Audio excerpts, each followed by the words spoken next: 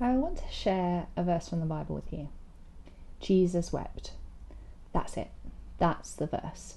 It's the shortest verse in the New Testament.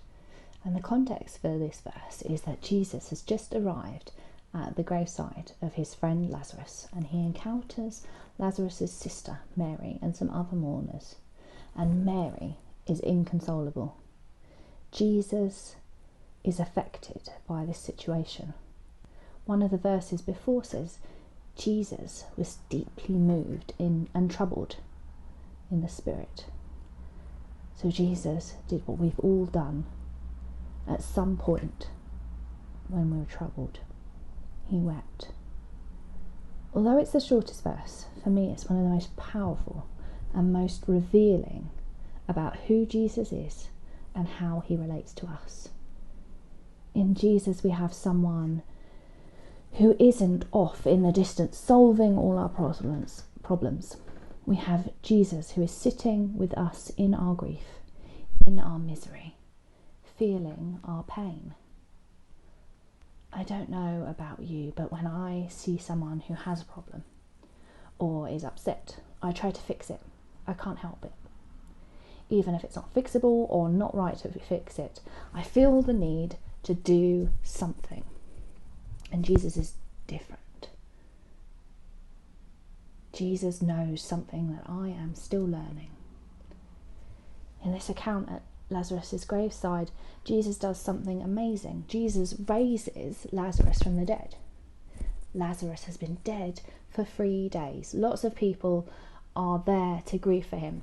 And Jesus raises Lazarus from the dead.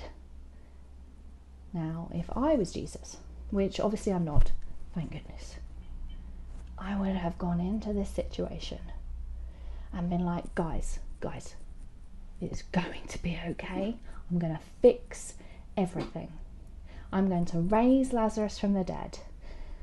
Mary, you don't need to cry. Your brother is going to be okay. But that's not Jesus. He is going to do it. He is going to raise Lazarus from the dead. But first, he weeps with them because he feels their pain and their anger and their loss, because it's his own too, and it's the same for us.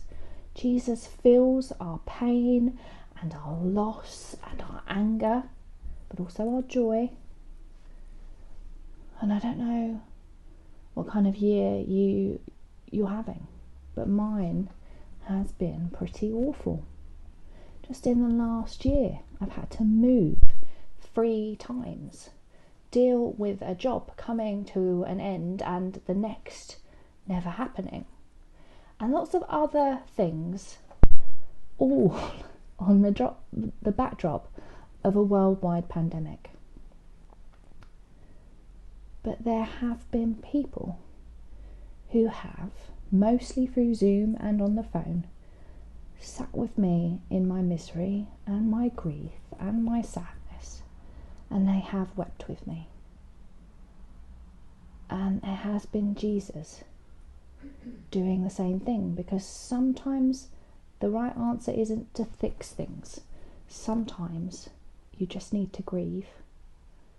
And Jesus knows this better than anyone. But at the same time, Jesus is there in the joy and the hope. So what are you grieving about? Jesus knows.